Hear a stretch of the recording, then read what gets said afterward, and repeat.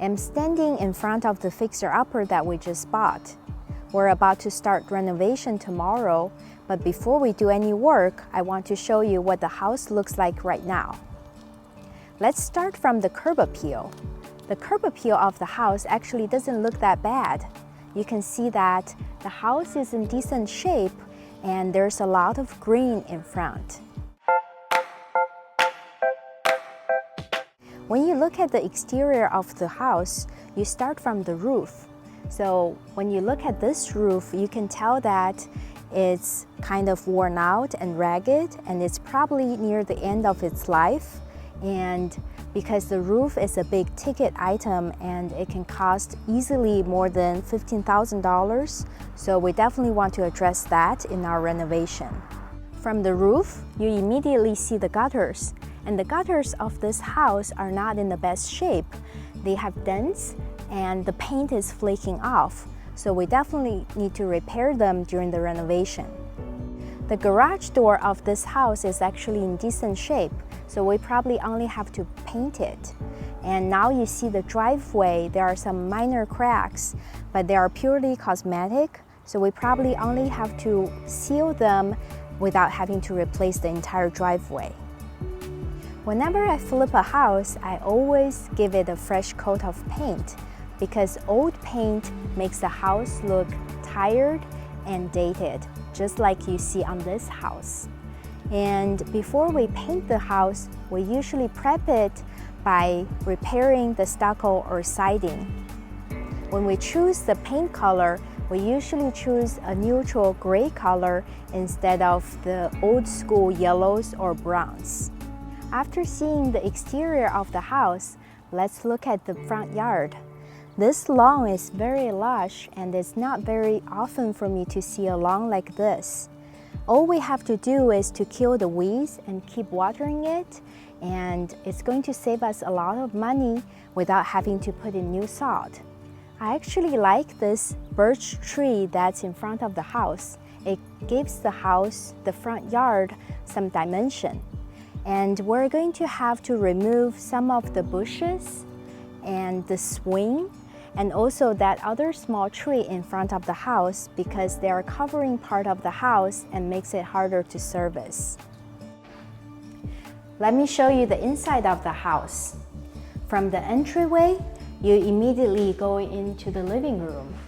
And you can see that there's a step down into the living room, which is not ideal, but it's pretty common for houses of this age. We have two options. We could either level the floors, so the whole floor will be at the same height, or a more economical option would be to make the step larger so that it's safer. The focal point of the living room is this brick fireplace. The bricks and the brass cover make it look very dated. So we're going to use a stone veneered tile to freshen up the look.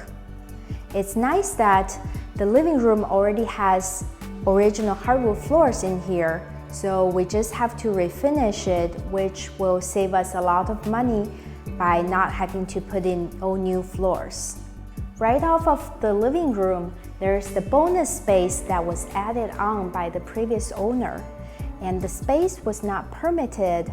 You can see that the ceilings are very low and the whole space is kind of ugly. But it's going to cost us a lot of money to have to demo it. So instead, we decided to keep it because a lot of people are looking for more room in their homes. So over here, we're going to replace the slider and the two windows, and also put in laminate floors to try to make the space look a little better. When potential buyers come through the house, they probably will notice the floors first. So you want to use something that's clean and consistent. Like in this house here, we have tiles in the entryway, hardwood floors in the living room, and then carpet in the bonus room. So we probably want to replace the tiles and the carpet with hardwood floors so this is more consistent. Crown molding and baseboards are details that can make a big difference. Older homes like this one usually have smaller molding and baseboards, so they will need to be replaced to modernize the house. As you can see, this house doesn't exactly have open concept.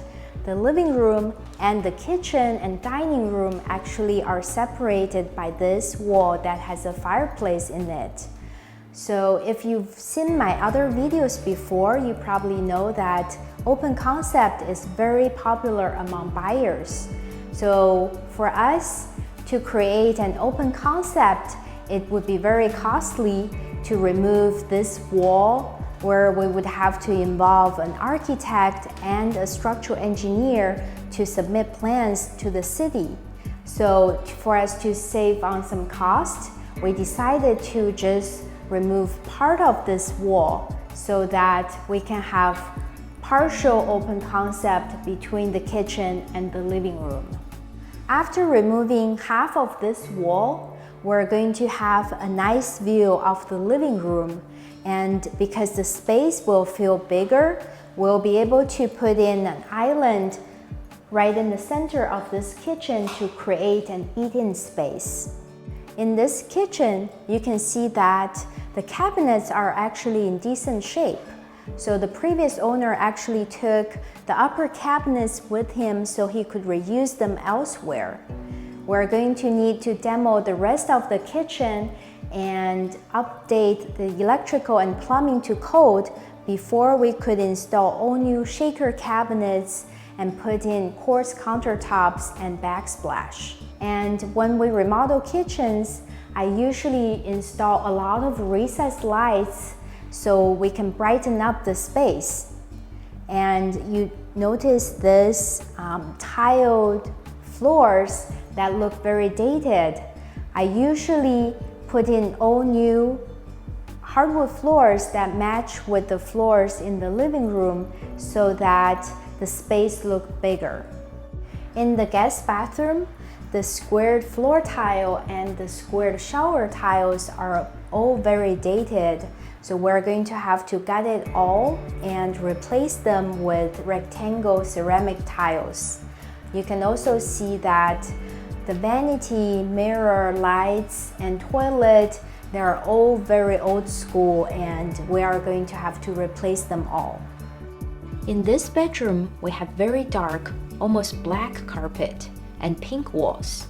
We definitely have to remove the carpet, repaint the walls in a neutral color, and put in a new closet door. This bedroom looks much better with hardwood floors, but the ceiling fan has to go.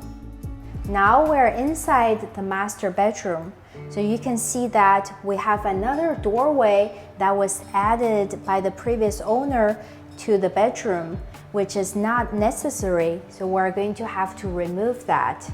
And we have this linen closet that's taking up some space, but it's not very functional. So we're going to have to remove that, and we'll try to add the space into the master bedroom closet so we can have a much larger closet for the master bedroom and be more functional. These wall sconces are very dated and we'll definitely have to remove it. But it's nice that we have original hardwood floors in the bedrooms, so we could just easily refinish it without having to spend a lot of money. And we're also going to replace this old school window so the space could look more modern. The master bathroom is quite a disaster. You can see that the vanity is all original, probably came with the house. And this shower enclosure is very old and broken and filthy. And the shower is of this weird shape that's kind of small.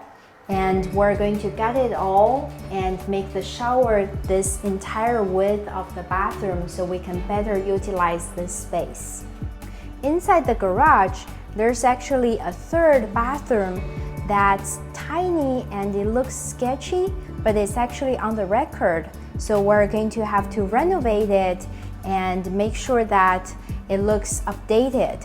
So instead of having the doorway here, we want to move it all the way to the front entrance of the house so that it feels more like part of the house. We don't usually do much work in the garage, but we'll remove the shelves and clean it up. The backyard actually doesn't look that bad. We already have a nice lush lawn, and we also have some good-looking trees. The main problem here is probably the fence on the side and in the back. We'll have to replace them. And also we have these two big planter boxes. They are kind of an eyesore and they take up so much space, so we probably want to remove them. Here is a walkthrough to give you an idea of the flow of the house. There are currently 3 separate living spaces: living room, kitchen, dining, and the addition. Our goal is to open up the floor plan more and make the living space more seamless.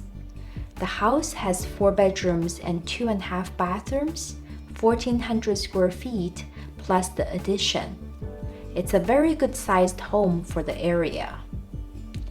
Leave me a comment below if you have questions regarding my renovation plan. Also, let me know if you have ideas on how to make the floor plan more functional.